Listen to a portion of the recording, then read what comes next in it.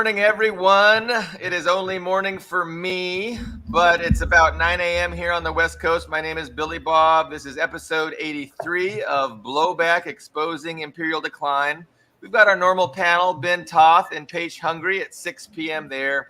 Ian Kummer from a suburb in Moscow. It is 7 p.m. there. We got Regis Tremblay streaming live from Crimea, Yalta, I believe. Is it 7 a.m.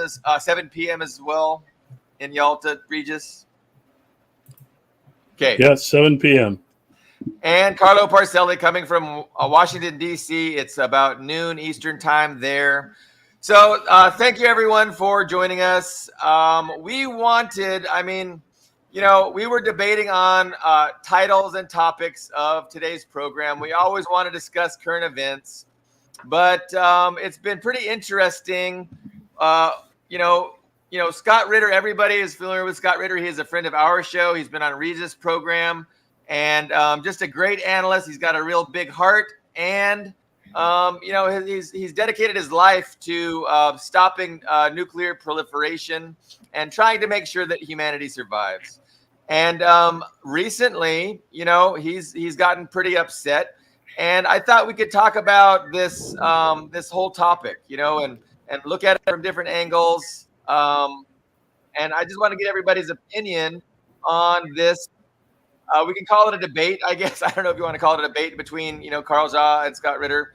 It's more of Let's give a bit of a background there. So first he went on Alex from Reportify Media. I think that's the YouTube channel where he had this, I wouldn't call it a dust-up, but rather emotional debate with Carl Jha, which later sort of died down as other guests returned. And more recently, he went on Anya Kay, who is Through the Eyes Of channel, right, on YouTube, where he volunteered to bring this up, and he was even more emotional and saying he's done.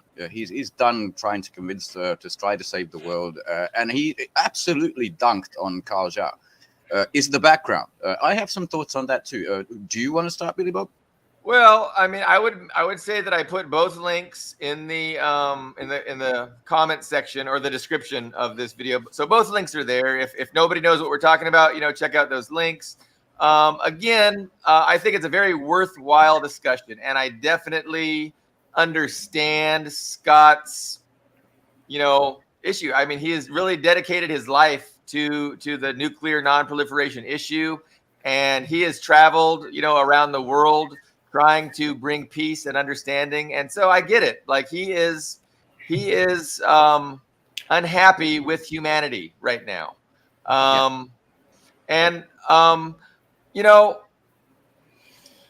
With regards to the specific disagreement that he had with Carl Jha, and we said it on a previous show, I think to a large extent, though, they were talking past each other. And I'm not sure that exactly why Scott is angry with Carl. I don't really understand that.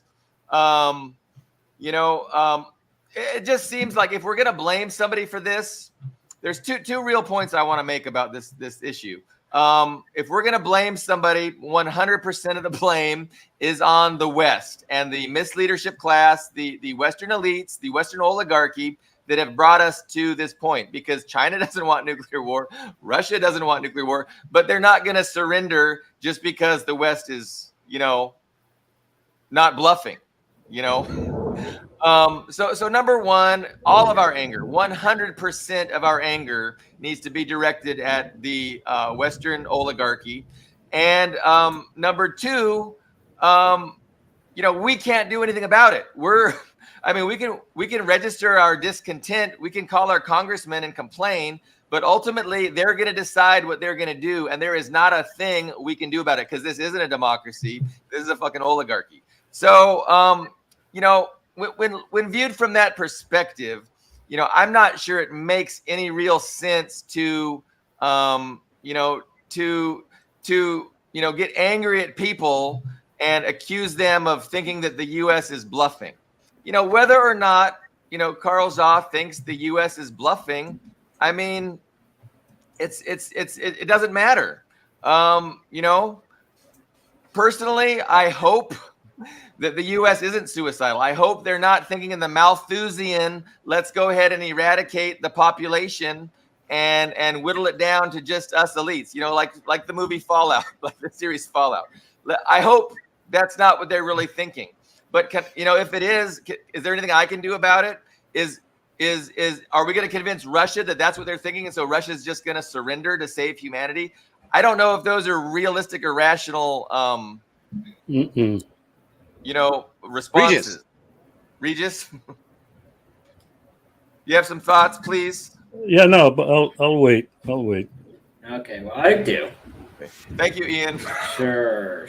So, I mean, I do think there's a lot of bluffing coming from the Western side of the dialogue because, I mean, and I mentioned this in the last show, the tit for tat of Russia putting medium range nukes in Belarus was not, to my knowledge, reciprocated.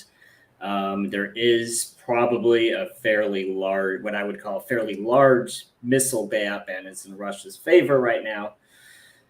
And, and I also said this previously, I don't believe in mutually assured destruction. I think it's a very popular myth for both sides to propagate.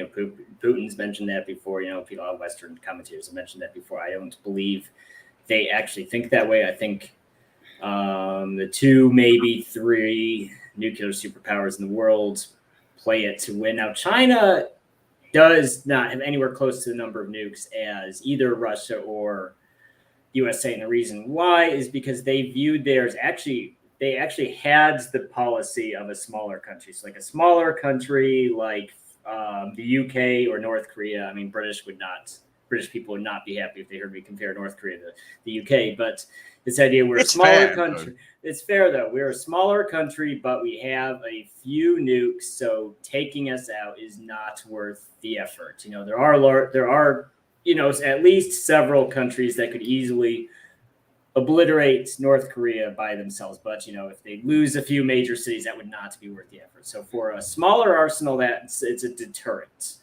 But when you're you're in the top, like, let's say 3 countries in the world, it stops working. So I think the Chinese, that light bulb went off in their head a while ago that, nukes as a deterrent is not enough. If we got into some sort of nuclear confrontation with the other nuclear powers, just damaging them a bit is not enough. We actually have to have the nuclear arsenal to wipe them out.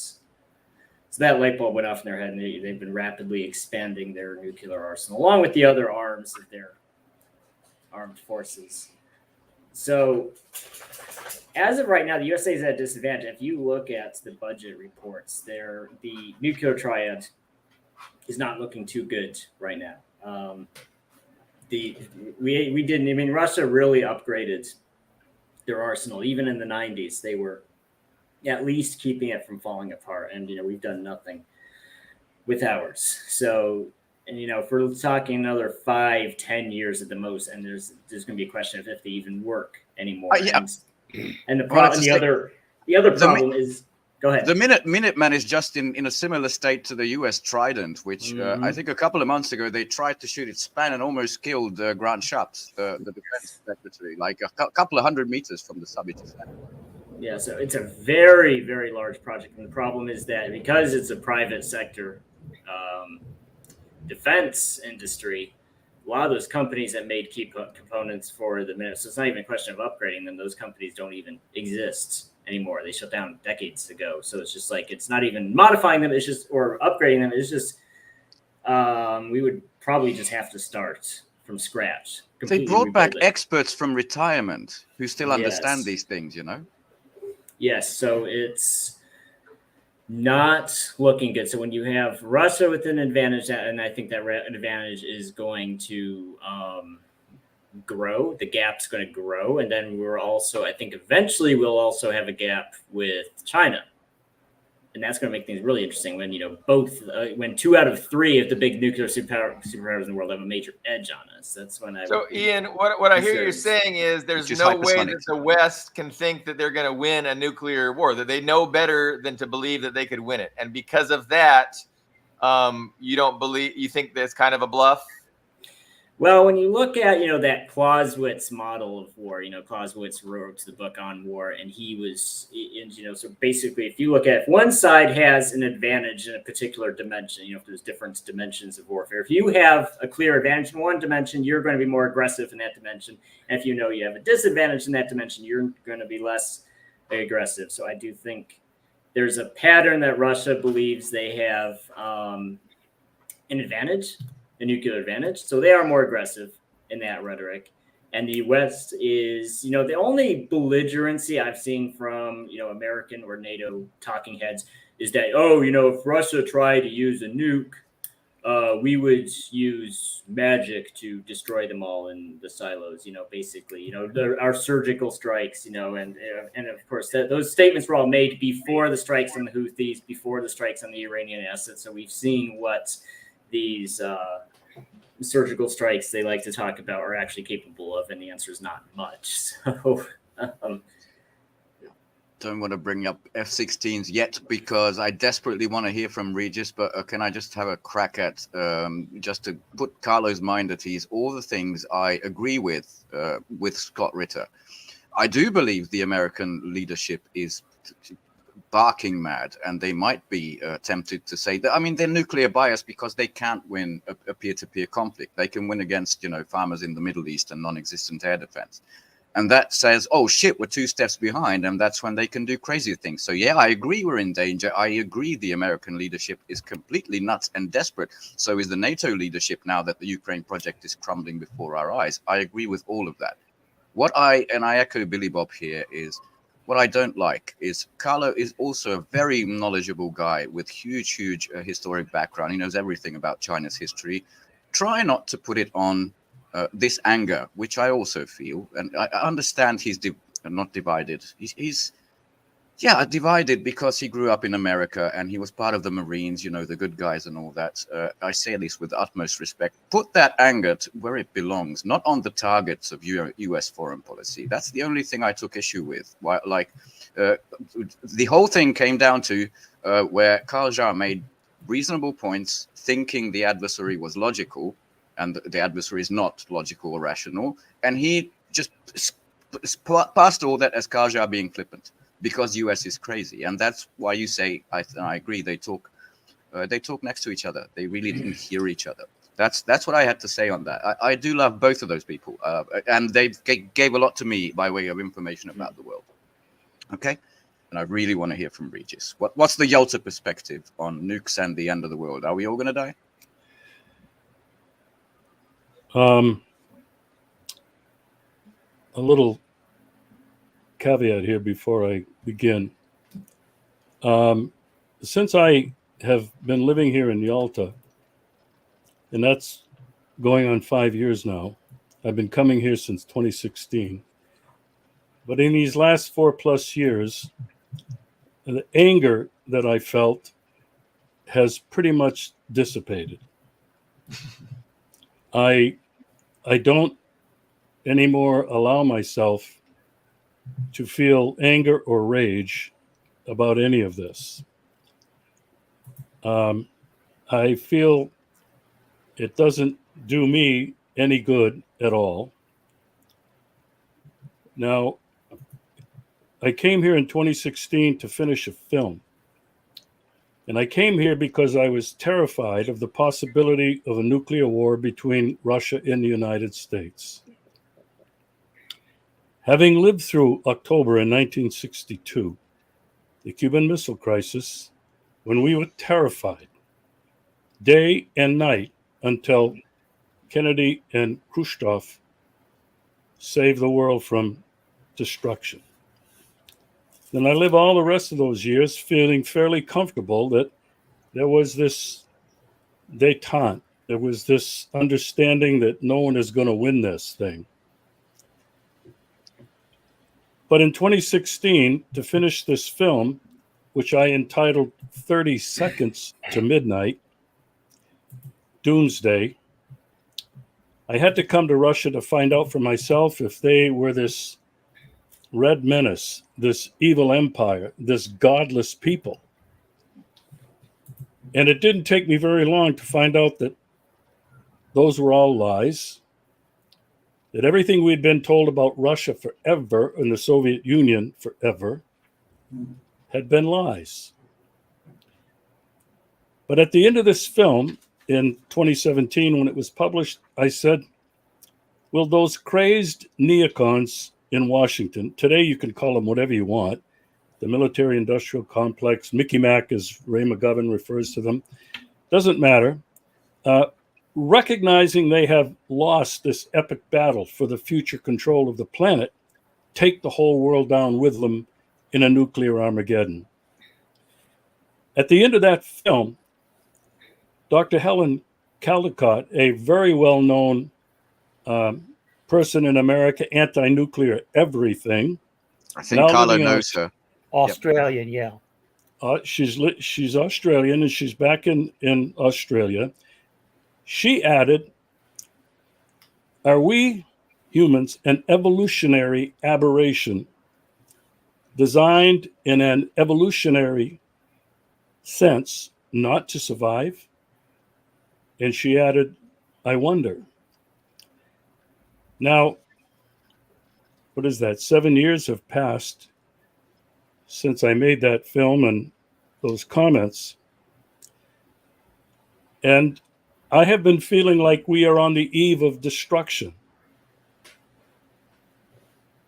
I, for the past week and a half, have basically not paid any attention to any of the news.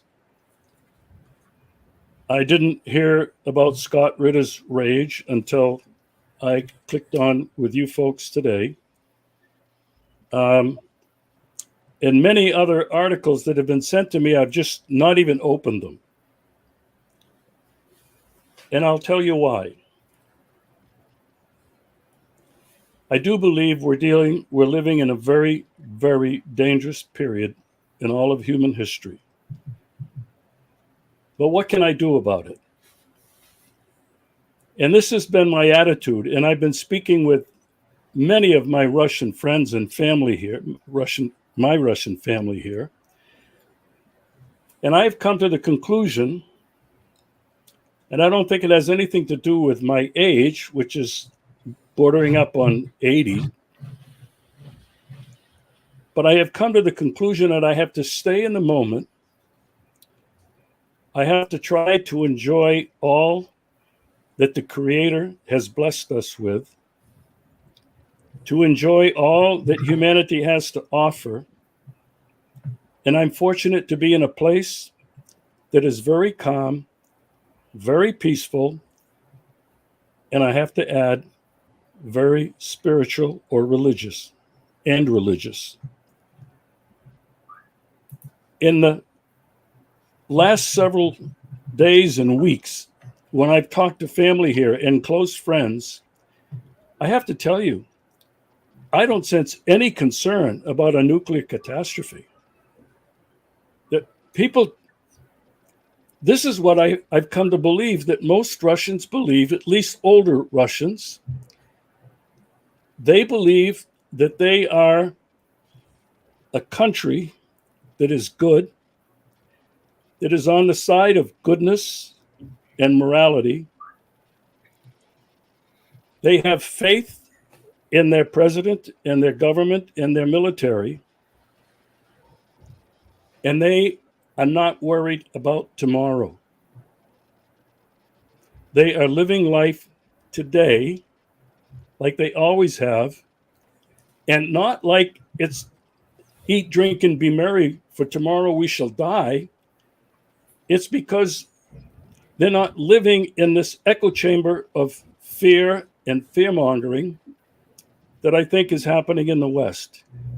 And for me, that I've pulled back from a lot of that noise, it has allowed me to stay more in the present and to not worry about what might come tomorrow. So this is what I would add to what I think people here that I know in Yalta, and I think many people across Russia are feeling the same way. And what else can we do? I don't want to live my life feeling anger and rage. I don't want to live my life depressed because the end of the world is coming, or depressed because I can't do enough to stop it. Most of us have been this our whole lives. And so that's my piece, Ben. Thank you, Reverend Regis. A very serene, not at all concerning take, but you're killing me, Ben. You're killing me. No, you managed to absorb the spirit of the land, I would say, really well. Yeah. Well, what I will say this is, it's not.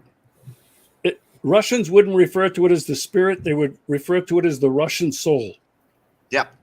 And I think unless you live here, and unless you become part of Russian life and Russian family, like I've been fortunate, any of these people commenting that supposedly are the greatest analysts in the world don't understand the Russian soul. Okay, unless Carlo wants to add something, I'll just explain that before the show, he said he doesn't really want to partake in this discussion about Ritter versus Ja, and we accept that. I'll stay. Helen Caldecott, in particular, is probably the most noteworthy anti-nuclear spokesperson I've ever encountered. And I remember when I had community access TV show, we often read her articles from the Bulletin of Atomic Scientists and elsewhere. She is lucid and brilliant, and I don't and in no way unnecessarily alarmist. As far as the I have a little different take than Regis. As far as this subject matter goes, everyone is imbued with the fear of atomic annihilation that has any kind of knowledge of the world at large. I have to qualify it because there are many Americans that don't even know that there is the possibility of a nuclear exchange. They don't know it. It's not in their psyche, and that's a glorious place to be, I'll tell you. But I don't care anymore. I don't care. I've already faced death, and I know what it looks like. And if you don't want to accept what Scott says or what I say, or what, I don't give a shit anymore. I'm done with it. That's a subject matter I'm done with, and I can afford to be done with it because my life is almost done. So that's all I have to say about it. Done. So I think, Scott's upset that people aren't taking it more serious, and that there's not a bigger fear, and I can appreciate that. Definitely it's unnecessary to bring us to this point. Like, how the West has brought us to this point where we are, entirely unnecessary. But at the same time, it's 1000% the fault of the West. And so, what are we to do? Like, I mean, so in a sense, that Scott said directly, I want people to be scared. I want people to fear what's happening. And he was very passionate about that. I'm not sure what good that does. What good does it do? Like, again, if we had a democracy, okay, we'll vote those fuckers out. But we can't do that because it's not a democracy. So, Yeah, but you haven't. It's more. Go ahead, Carlo. What? No, you haven't dedicated your life to it. That's all. Like I sure haven't. Well, I don't think he has to. He's been proud. Oh, go ahead. Regis. No, I mean, people come to this awareness at different times, and because of different circumstances, I can appreciate, Billy, Bob, how you feel. I do. I don't consider myself an expert any more than you or anybody else. We're all trying to do our part. It doesn't matter to me. And Carlo, I'm so happy that I've got to know you. I can feel what you feel. I haven't faced death, but I have come to the point in my life where I believe that the anger and the rage don't do any good for me or anybody else. Billy Bob, when I made that film, 30 Seconds to Midnight, I thought that film would scare the shit out of everybody. That's why I made it. It was pretty much banned in the United States, deleted from YouTube, but it's gone all over the world. Other people have related to that, and lots of Americans. But what can we do? Yeah. I mean, Scott, I respect Scott tremendously. Obviously, We he's all been on do. my show dozens of times. The anger is not going to wake people up. The rage is not going to wake people up. I think what he's already done is more than probably any other human has done in the cause to dismantle all of that and get rid of it. Do I understand his frustration? Yeah. If I could talk to him right now, I would say, Scott, you're on the edge, my friend. I think you should step back, enjoy your wife and your daughters, and enjoy life a bit, and not stop what you're doing. Just cut back and calm down. You'll be glad to know he ended this latest interview with Anya saying he's going to get his dose of Russia calm because he's on the way to Russia to speak with the Russian, and said he's probably going to have, like, it's a therapy. You know, he's going to come back more relaxed. Maybe. Yeah, I'm not sure there's going to be many Russians that are going to be listening to him, other than a few select audiences like he's had in the past. People here, most people here don't know who he is, and they don't care. He's another American, and I'm afraid that's how a lot of Russians look at us, just another American. Well, I mean, it's the same with, I think, Tucker Carlson and Americans in general. It's like, oh, it's just another American guy. Guy from Pindostan, which I'm so glad has returned. Medvedev uses it for America. It's now called Pindostan.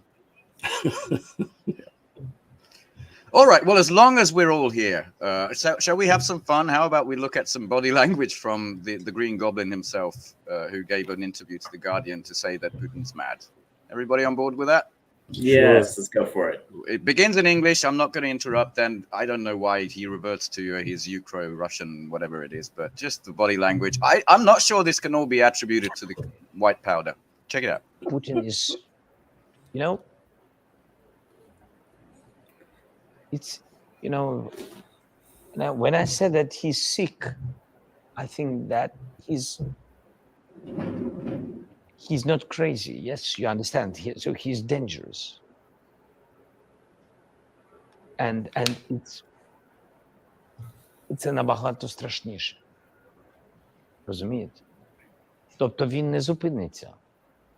He won't stop.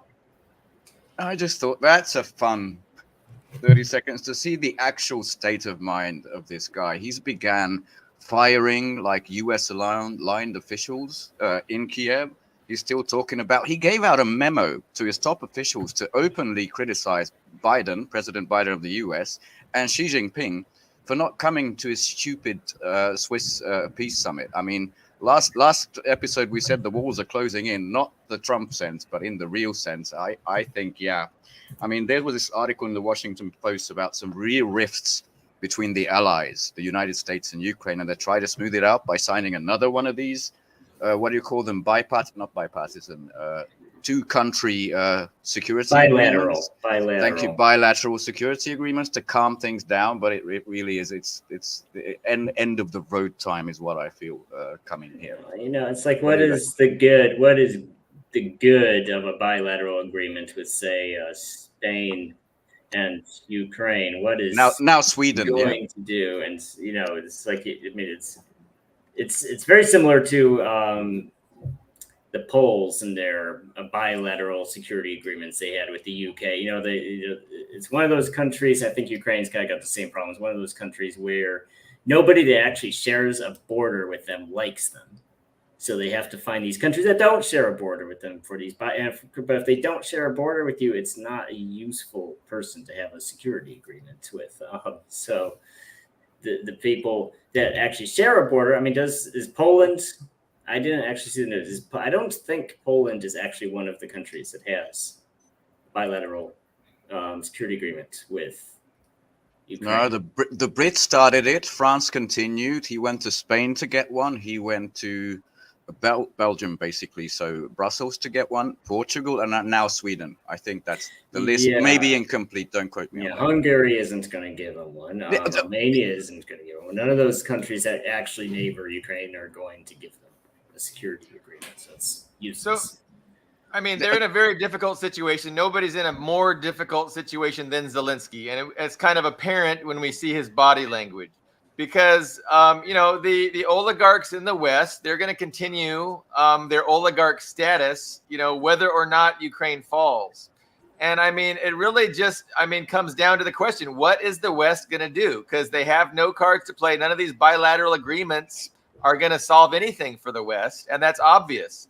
And so it comes down to, the big question. And I hate to take it back to that discussion we were having a second ago, but that's it. Like, is the West going to, bring us to nuclear destruction to save face and to, stave off the inevitable multipolarism? I would like to think no. And I don't think they're suicidal. I don't think we're going to have fallout, in reality, that series. Does that make me flippant? Maybe. I'm hopeful. I'm optimistic. But, I'm not going to live in fear, Regis. I'm sorry. I'm not going to do it either. I'm going to, live my life to the fullest. I'm going to do what I can to, spread understanding, spread awareness, because that's really the problem in the West, especially, is the lack of understanding, a lack of awareness. And so I take meaning from doing that. I get meaning. My life has meaning. Doing my best to try and spread awareness, spread understanding. And Scott does that too. Scott does way more than, infinitely more than me and more than most people on his, his trips to Russia. He seemed to be well appreciated in Chechnya, Regis. I don't think we should belittle, how well appreciated Scott is over there. I mean, of course, you're there directly. You would know better than me. But I mean, the red carpet was rolled out for him, definitely in Chechnya. So I encourage Scott to keep doing what he's doing. And I mean, that's all any of us can do, is to do what we can to help spread awareness. Conflicted the West was the word. Suicidal. That's my analysis. Look, let's talk about that. Let's talk about his confliction. And I think a lot of it has to do with, his upbringing as a Marine, as a patriot, as a nationalist. I think these are things in his mind that are causing confliction. And if he saw the United States as a rogue nation run by a fucking psychopathic oligarchy, I think he would have a better, he would be able to better deal with these feelings of being an American, a nationalist, a patriot. I'm a patriot too. And real patriots hate our fucking oligarchy. But I was going to say on that topic, what am I going to do? Talk to my prime minister? He's already the one guy here who's trying to save the continent of Europe. He's already doing everything he can to stop this lunacy. But let's get on. I'll give you just a couple of concrete steps that have been taking place since this week, right? So all the nations in Europe, pretty much the idiots, starting with Britain and the Baltic, said, strike them with our weapons. So pretty much all of them. Germany was hesitant. Italy is still against it. But Germany, following the US, that Biden announced that, secretly, 3 officials announced that secretly is allowing this shit to happen. Yes, you can use US weapons deep inside Russia, but only in response to the Kharkov offensive or invasion. That was his stipulation. And just like that, in Der Spiegel or Bild, I think, Olaf Scholz said, because of the US initiative, we're going to allow the same. We're still not sending the Taurus missiles, which I think Ian might know it better, something like 800 kilometers, like way, way longer than the Atacams and the Storm Shadows and the Scalp missiles. That's the trouble we're in. And this fucking bastard, the Green Goblin, landed in Sweden, signed another of these this shit. He got around €500 million worth of small standover ships, but he also got all of their armored track vehicles. And two, this is the important part, these mini AWACS, like American radar system put on a smaller plane. It looks like a Cessna with a big thing on top, which is only used to coordinate air attacks. So, what the West is doing is getting the road. The next Wunderwaffe is the road into to get to the next step. And the F-16s, Russia already said, all of them are going to be treated as nuclear capable. And that is a true and present danger that, they should take seriously. I completely agree with Scott on that one, But I'm going to add a couple of perspectives here. First one, Western Europe. Shit, we've lost. We are not going to win unless we get something from the Biden to say the US is directly involved. And this began in Kiev because Kiev said, shit, we lost. If we don't get NATO directly involved, it's all over. And it's an act of desperation. It's an act of trying to stave off the inevitable defeat. And that does make people do really crazy things on the edge of absolute defeat. Thoughts? Anybody? Sure. So Ian. I think that's true. I think the window for direct NATO involvement, I've been saying that for a while, the window for direct NATO involvement came and went in spring of 2022 when the Russian armed forces were smaller and also strung out over a greater area. They had a much larger footprint with less dense air defense, electronic warfare assets. So that was the time NATO could have at least conceivably done some sorts of intervention, but that window came and went.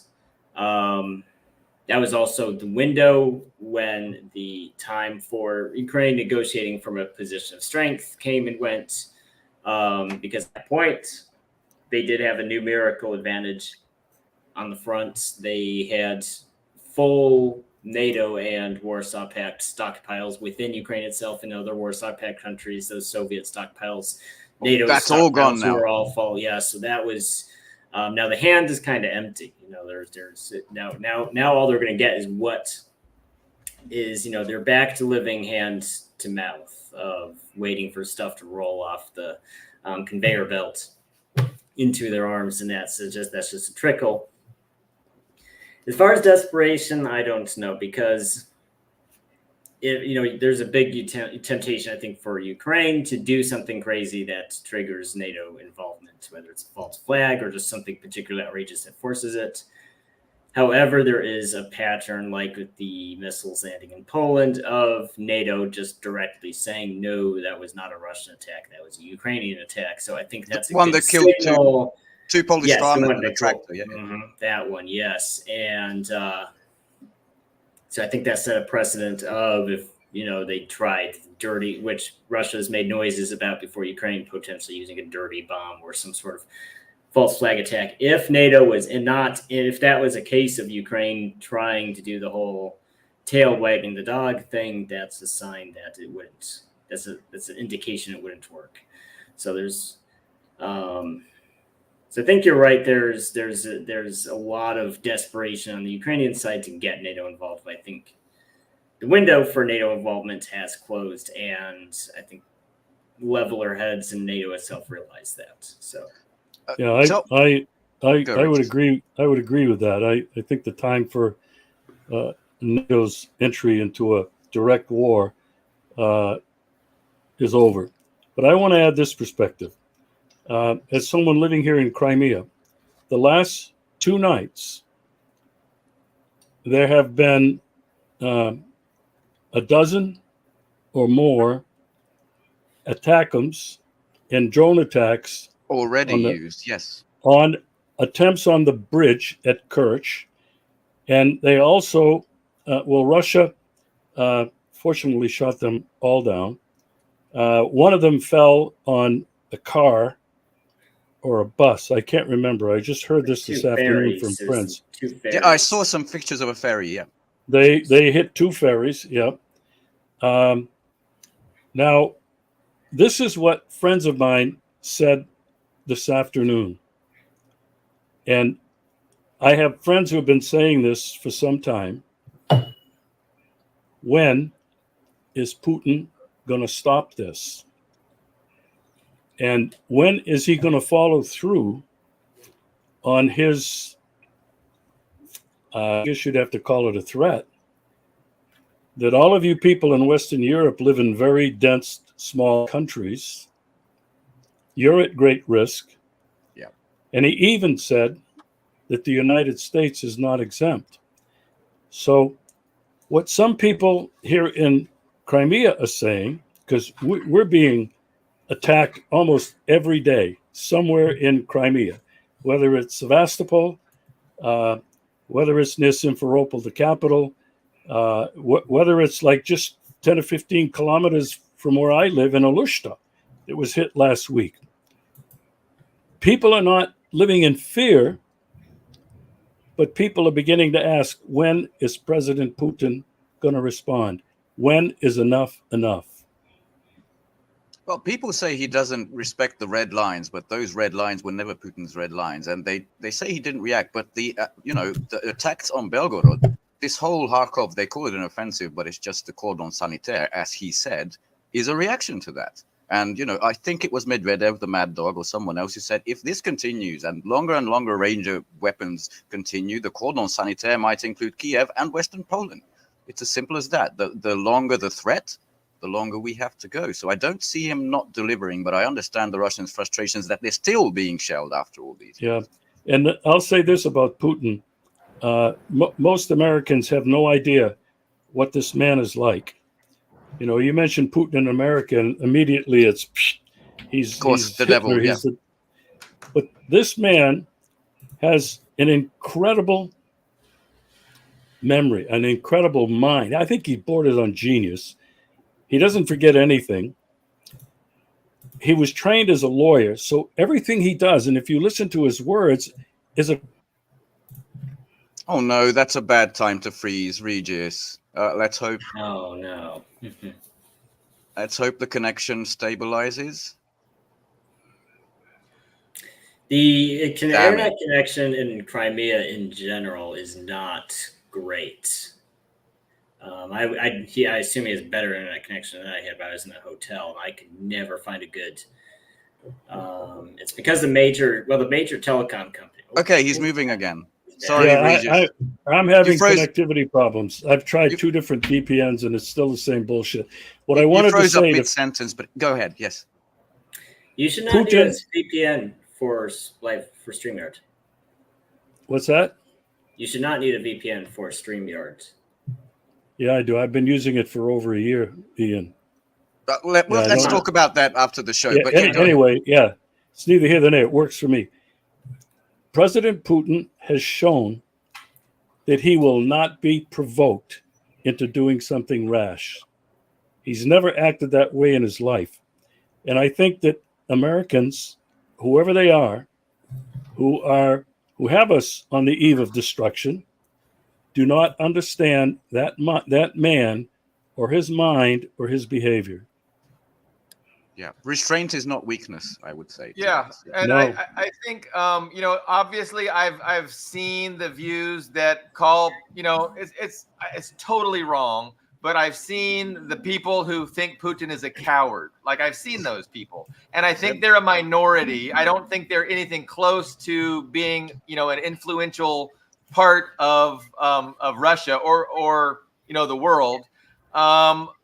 And I think, the vast majority of people understand that Putin, and I would include Xi also in this, of China, they're interested in managing the situation in a way that resolves it and it transforms the world, from a unilateral world order where the West just dominates everything with their rules-based order, do as I say, not as I do, to a multipolarism with the least amount of, fallout, which is, the least amount of human death, the least amount of economic catastrophe. So this is what they're engaged in right now. Xi and Putin are engaged in managing the decline of Western imperialism, and they want to do so, with the least loss of life, with the least loss of, with the least amount of suffering and poverty.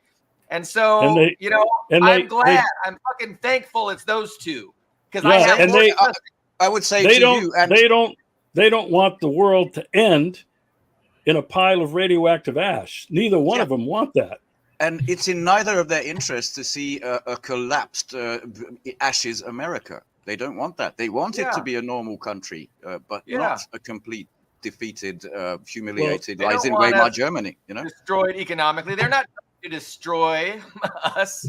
You know, no, it's our psychopathic oligarchy that's trying to maintain their own sphere of influence, their own power. And you know, we need a government of, for, and by the people, just like Russia gets, just like China gets. How come we can't get that? Well, we can, and we will.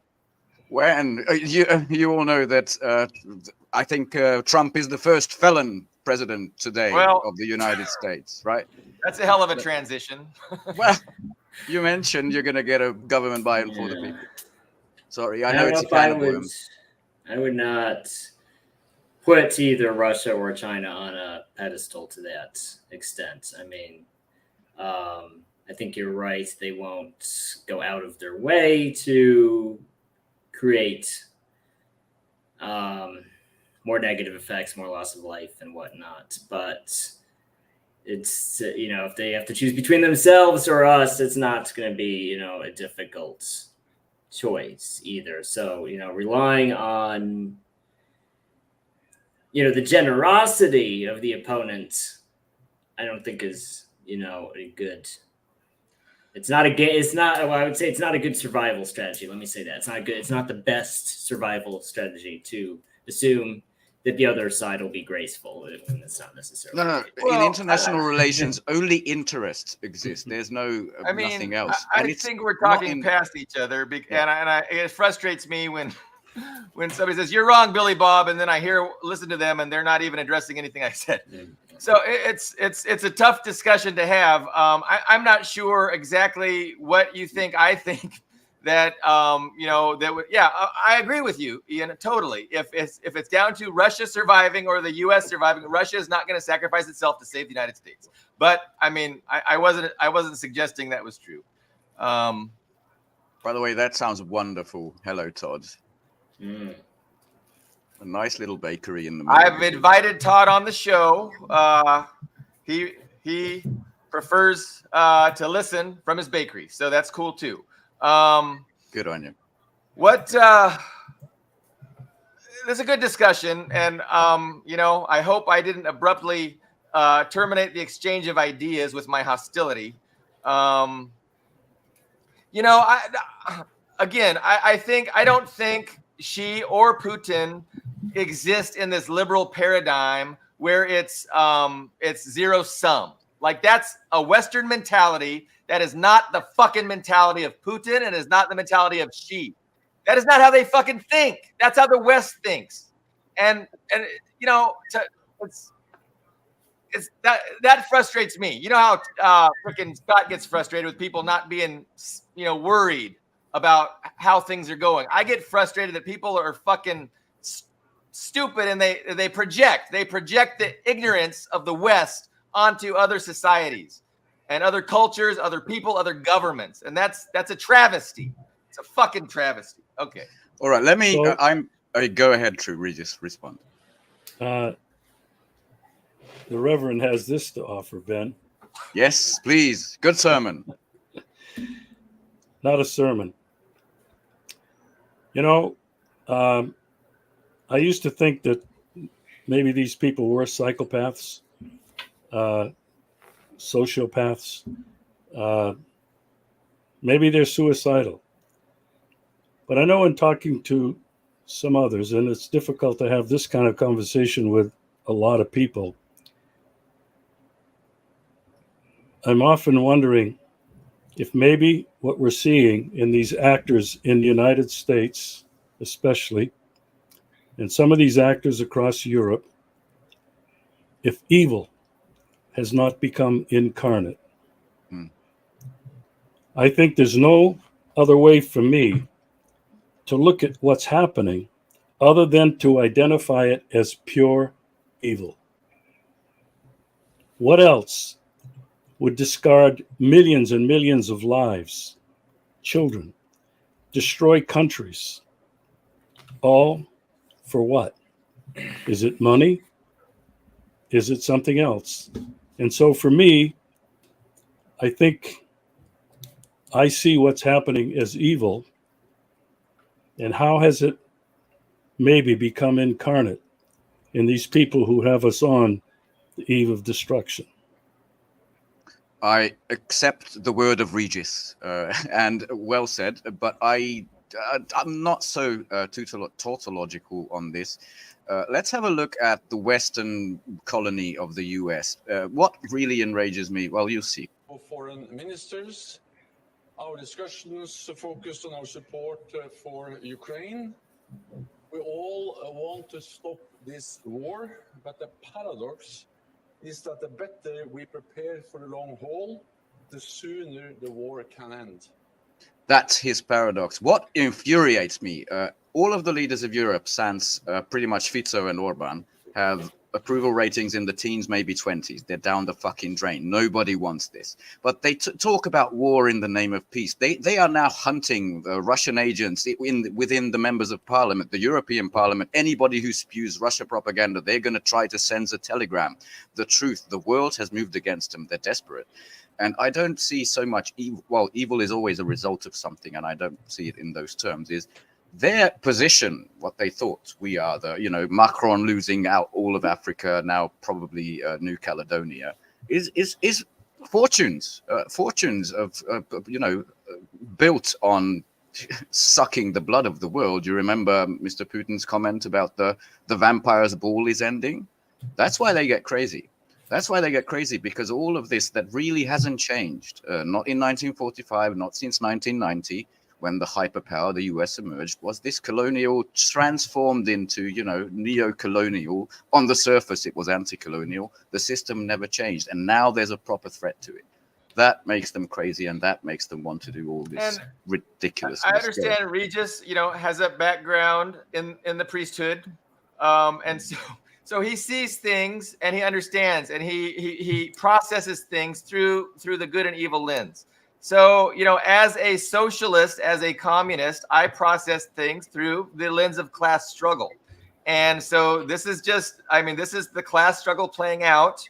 It's the Western ruling class, fighting tooth and nail and engaging in economic, violent military, a propaganda struggle, to maintain their power. And, and I see the anti-imperialist bloc, the anti-imperialist forces, are fighting on behalf of the working class masses, on the behalf of humanity itself, to rid itself of this, this oligarchy, of this ruling elite, ruling class that doesn't put humanity's interests first. It puts their own narrow interests first.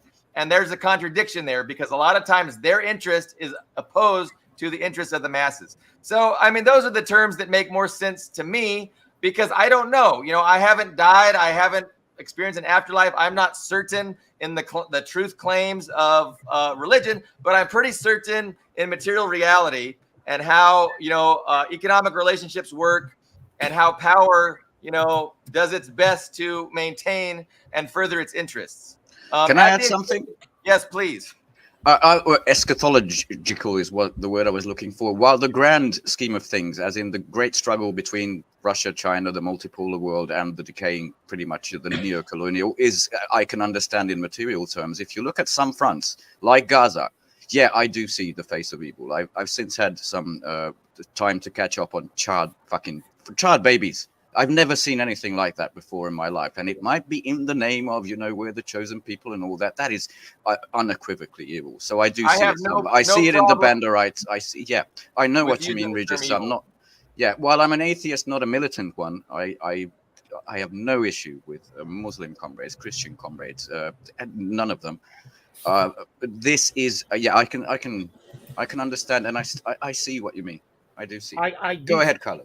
I do see an obvious dichotomy between what's occurring between the West and the rest of the world through the Belt and Road Initiative. Who has China attacked? Who has China destabilized? No one since Vietnam. What citizens of another country has China killed? The answer is none. None. There's been no imperial war launched by China in recent memory. And whereas in the West, it's been all war and destabilization. Like the poet Milton said, to wage by force and guile eternal war. Well, what character in the Paradise Lost says that? Satan says that. I think Regis is on to something here. You know, I mean, what could be more obvious than that dichotomy? I just wanted to. I mean, how can the world? I mean, without being heavily propagandized, how can the world believe that China is working for evil in the world? I just, when they do it, let me know, and then maybe maybe you'll convince me. But I don't see building dams, schools, roads, So The hospitals as side, you know.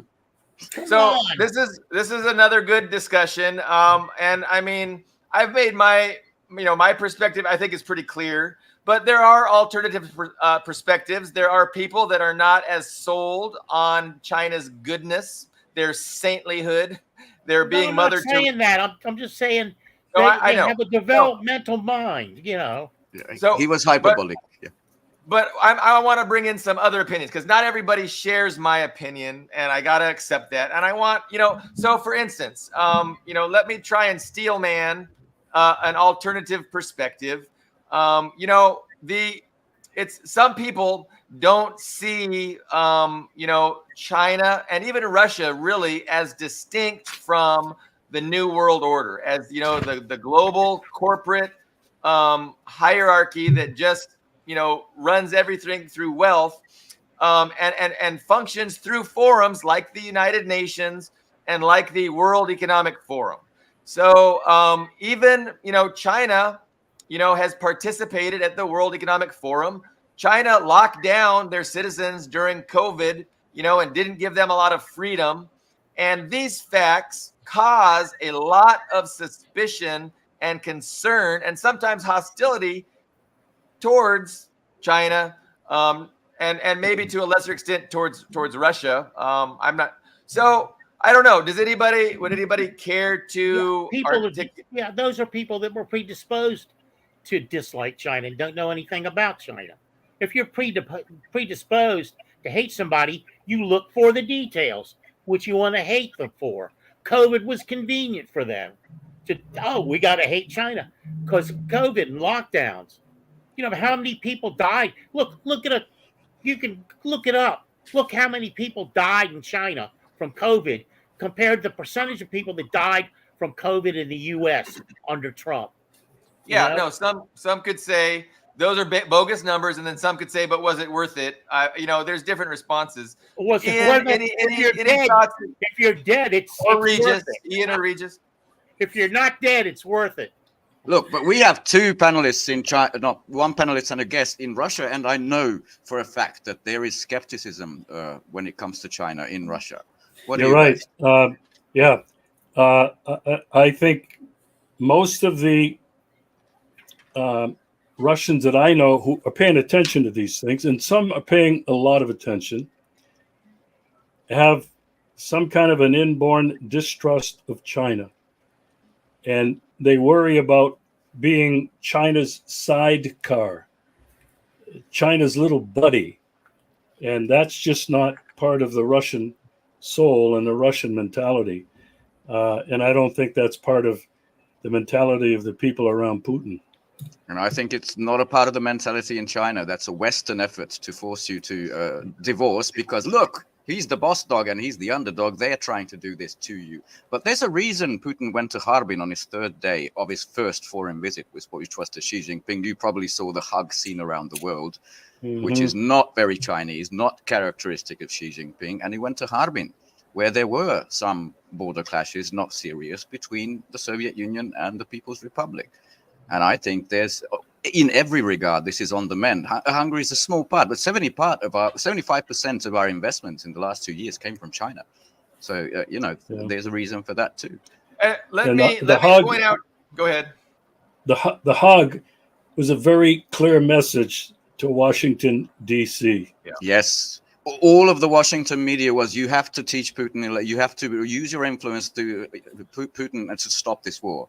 And that was. There's a history. There's a very important history, and it's a recent history. And I believe it has taught lessons that Russia and China, at least the governments, have absolutely learned.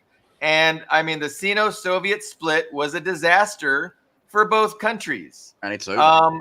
And you know, they're just too smart to allow that to happen. And they're going to be able to manage their relationship, as difficult as it may be, since they share so much border.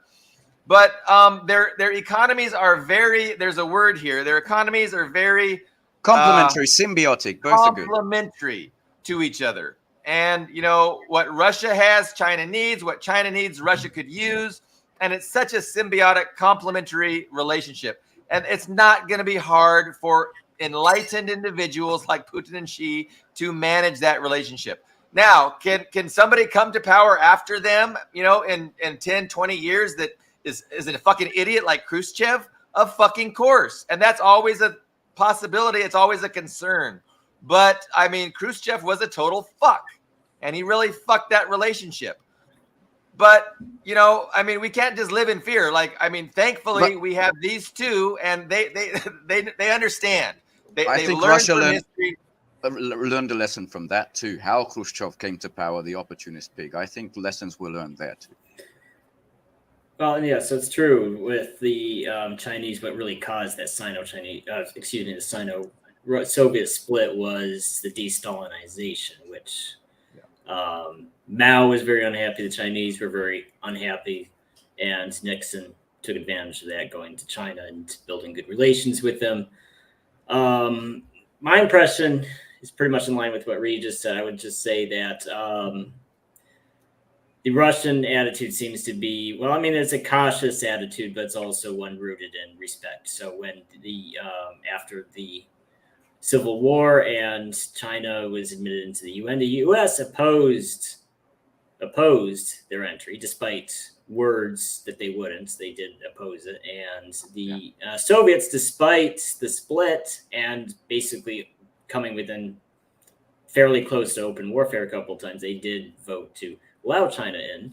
So the respect. So even when relations between Russians and the Chinese were bad, there was still respect there. And so regardless of whether they were on friendly or bad terms with China, the Russian attitude was never cavalier like the American attitude is. It's cavalier. You know, there was always the Russian attitude that war with China would not be good. The Chinese are very capable, and I think the Americans don't share that. And I would go so far as to say the Korean War, which is literally called the Forgotten War, I think that was, for the USA political establishment, the single most traumatic event of the 20th century. It was the largest battlefield defeat in American history. Even though it leveled Pyongyang, yes, it is just, and you know, I think Americans just did not take the Chinese seriously and did not realize how far they had gone to annoy the Chinese, to wake up to 500,000 Chinese coming across the border. And so,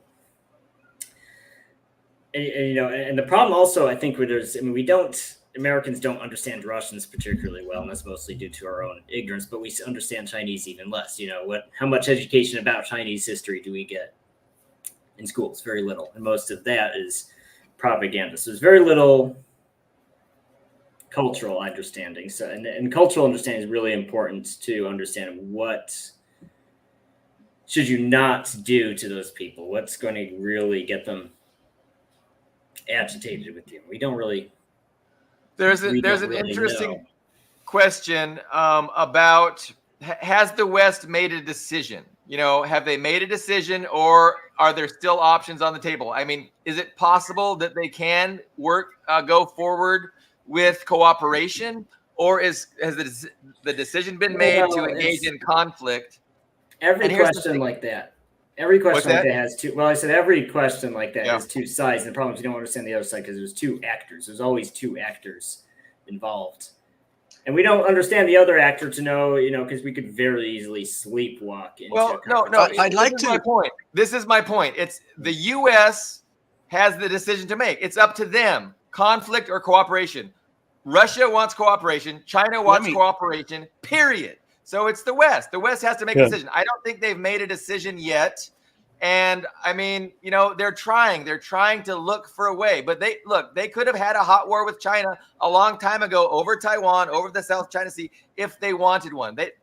To this point, they haven't won one. It's easy. They could just cross a red line and there would be war. They haven't done it yet. Are they planning to in the future? It remains to be seen.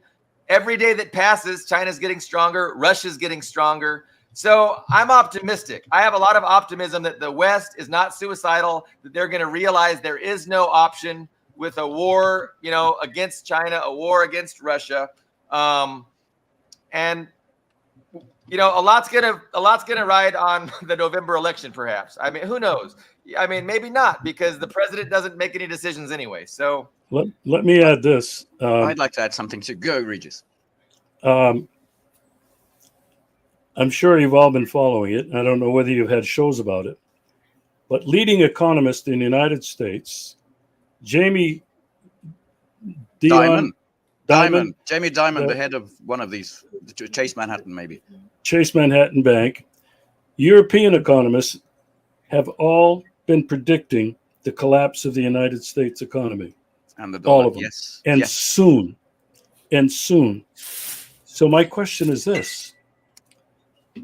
Might the United States experience the same thing that the Soviet Union did? Might it collapse under its own weight, its own lack of morality, its own lack of understanding what has caused it? And maybe there's hope in an economic collapse, because what that would do to the United States, 800 military bases around the world without funding, millions of troops, really. Well, I don't know if it's millions, tens of thousands. 2 million, yeah. Whatever it is, scattered all around the world. Plus, what's going to happen when the majority of American people, and too many are comfortable, feel the pain like so many are now, with rising prices, inflation going out of sight, America not being able to handle or even begin to address any of these issues? If collapse is on the horizon, what will happen? That's my concern too. That's my thinking.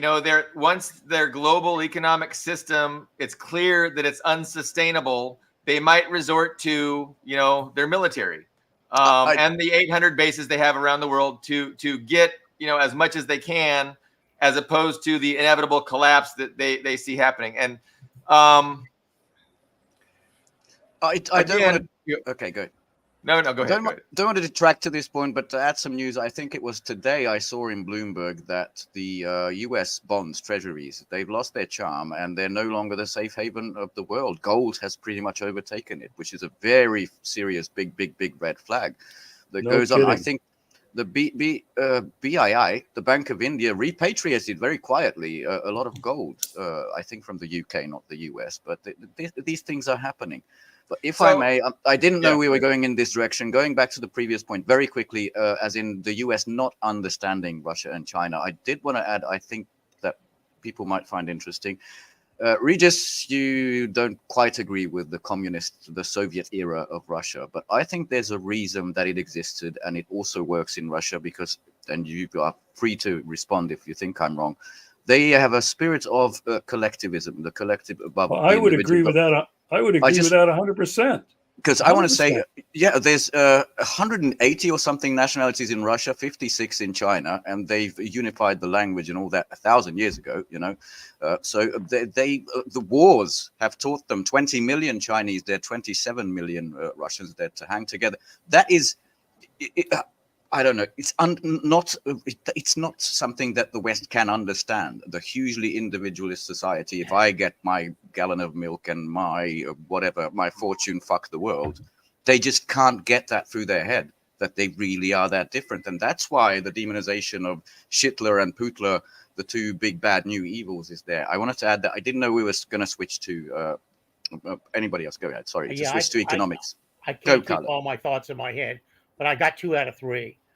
First of all, it's gratifying to hear about the 214 radicals of Jiangxi, which was used to bring all the different languages together. I have a copy of that sitting next to my desk upstairs. Standardized language. That's why Europe is so envious. We never did this. The second thing I wanted to mention is rides on the piggyback of what Ben just said, and that is African countries. Many African countries are repatriating their gold one after the other from Western and U.S. banks. It's almost like a stampede. Carlo, every pyramid scheme runs on one currency, which is trust, and once that is shaken, that's what you see in now. Yeah. No, and I think that trust has been shaken. Yeah.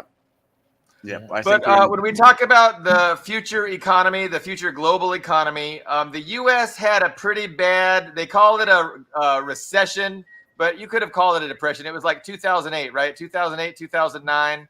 And who stepped in and helped to bail the United States out? Let me do the Trump. China. I can't do the Trump. China did. China stepped in, bought all kinds of bonds, helped to stabilize the U.S. economy. Got a thank you from the chairman of the Fed, and then in a couple of years later, of course, they started the whole genocide hoax in Xinjiang. So here's my point: China wants a prosperous United States. China wants to export to a wealthy U.S. middle class. It doesn't serve them any good at all to have the United States collapse economically. So if the U.S. would just stop antagonizing and trying to attack and regime change China and Russia, these countries are more than happy to engage in the liberal paradise that was promised to them when the Soviet Union dismantled itself. This peace through mutual prosperity, win-win trade. Let's work on humanity's, crisis issues. Climate change, pandemics, things like now. That's scary to some people, I know. But let's work together on tackling humanity's. Let's develop the underdeveloped world, and let's not antagonize. Let's respect sovereignty. Let's have everybody needs to have their security respected too, and not stepped on. So this is the world that China and Russia want to live in, and it's the world that the United States is currently opposing. But all they got to do is change, and that's my advice to them. And I think ultimately that change is going to happen. How it happens remains to be seen. Yeah, they resist tooth and nail. I don't know, Ben, if you would agree with me, living in Europe, but I have many friends scattered across Europe who have been telling me that the majority of people in many of these countries do not respect those people. Most unelected in the EU, they do not respect and they do not believe their governments are serving them. I'd like to believe that many more people in the United States are feeling the same way. This is the new cover of The Economist, and Kit Clarenberg, recently reinstated in Twitter, had this to say: we're all going to die. Everybody hates these people, I think, in every country, including the most occupied ones like Czechia, where the NATO fucking foreign ministers are currently meeting. Their approval is in the teens, the 20s, Macron, Jesus Christ, Scholz. Yeah. These are jokes, running jokes. I can't wait for the time that they're going, but I'm also apprehensive about what the fuck comes after these people, because we are nowhere near like healthy continent, which we could be. Hungary, Serbia, to some extent, Slovakia being the exception to the rule, but to the west of us. It's a Western oligarchy. It's not a democracy. These people aren't representative of the people. They represent the wealthy class of elites. And yeah, people just know not to trust them, and that they don't have their best interests at heart. But the propaganda, information space is just so it's so effective and successful at getting people to embrace narratives and thoughts and ideas and ideologies that are totally unrelated to actual reality. So I mean, that's a big hurdle that we still have to overcome. And I mean, people need to unite and demand actual representation. But that's it's easier said than done, obviously. I think it's happening. You see the millions of people all over the world, across Europe, in India and Asia, across Asia, millions of people are rising up in the streets. The Israeli genocide in Gaza has woken up people to realize who the pariahs are. They don't understand how isolated they've become, do they? Even Europe is turning against them, which is really, really weird. Completely. Yeah, you're right. Yeah. But the masses are entirely disenfranchised because who's up for, who are going to be the two presidential nominees in November? It's going to be Trump and what is it? A lunatic and a corpse? No, a criminal and a corpse? Something like that. A felon, a corpse, and an illegitimate. So even though the people are up in arms and unhappy, we're not able to make that change because all that they offer us is more the same. But I think Trump has done himself quite a disservice by just being all in with Israel and his giving lip service to supporting Israel and the genocide there. I don't think is helping his cause any. Even the Democrats are terrified by their chances being diminished by this Biden, full approval of slaughter of a new Holocaust, basically. Yeah.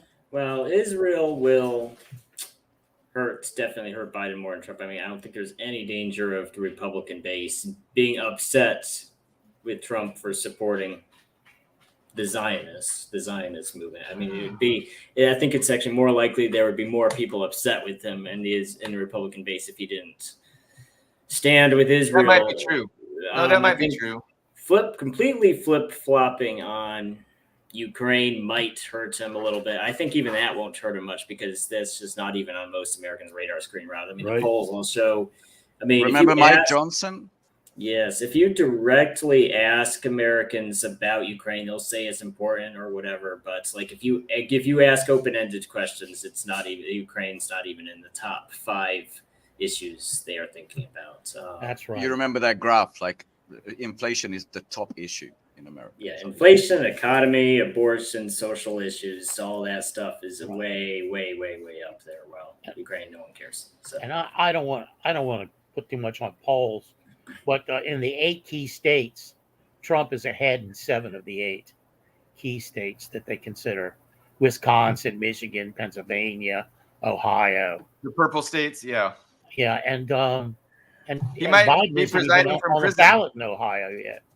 So yeah, I mean, he will be, but I mean, it's you gotta laugh. I mean, the election is so absurd. You have to just basically laugh at where the U.S. is at. Did you guys follow the trial? Because I'm not clear on what they got him on. Was it incorrectly filling up a business form about paying the porn star? Is that why he's a felon now? I can explain that a little bit because when I get up in the morning and have my coffee, I'm too lazy to go to the computer and watch something with substance. So I watch CNN.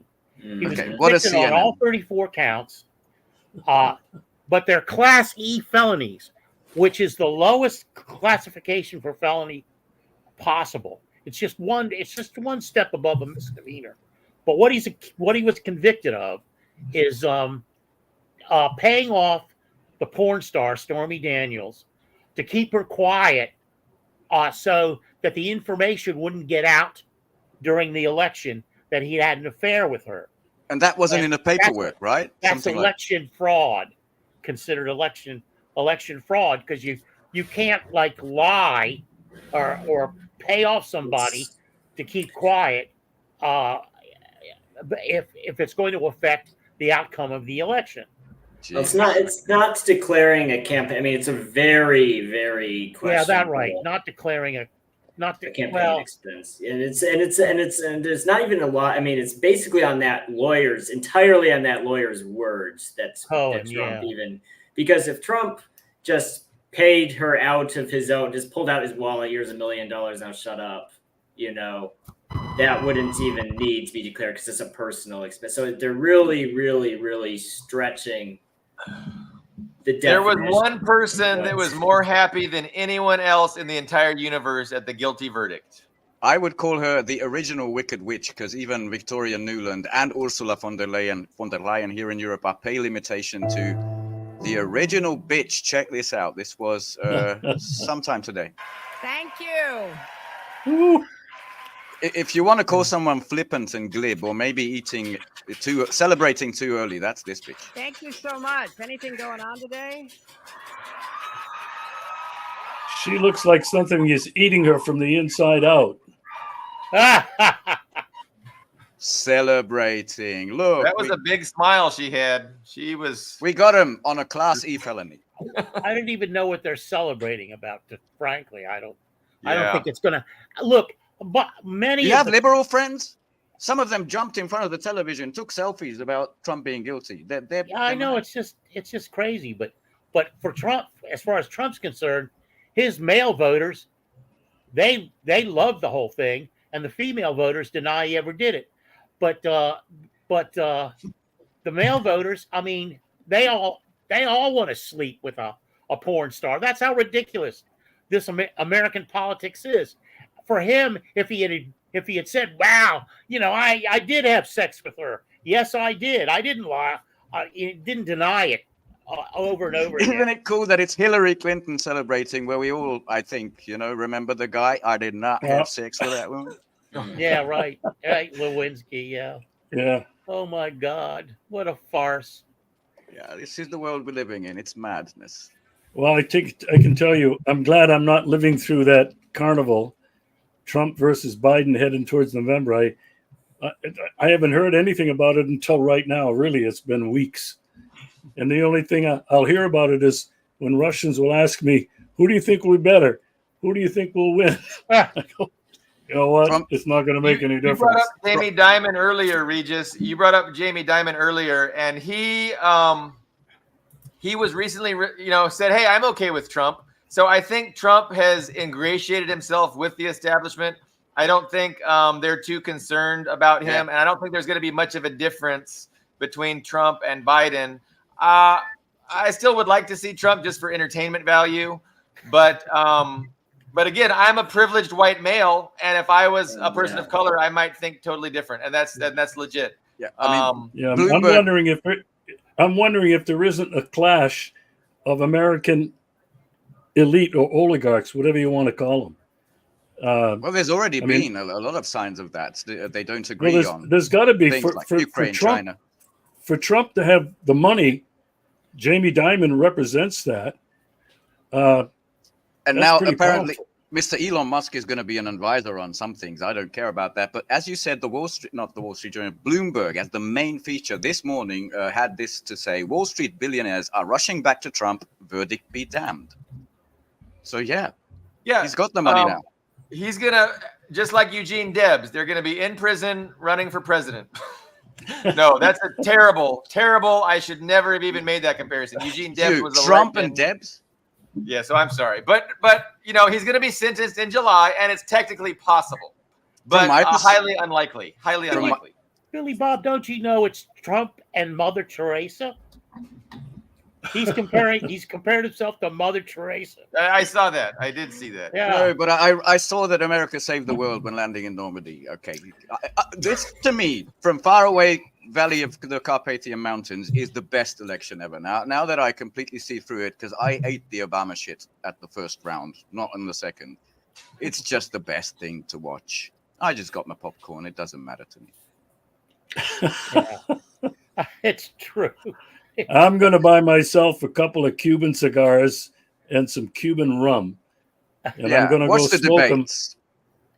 Yeah, no, I won't watch anything. I'm just going to enjoy whatever ends up happening, because there's no way the world will not be able to escape from the result.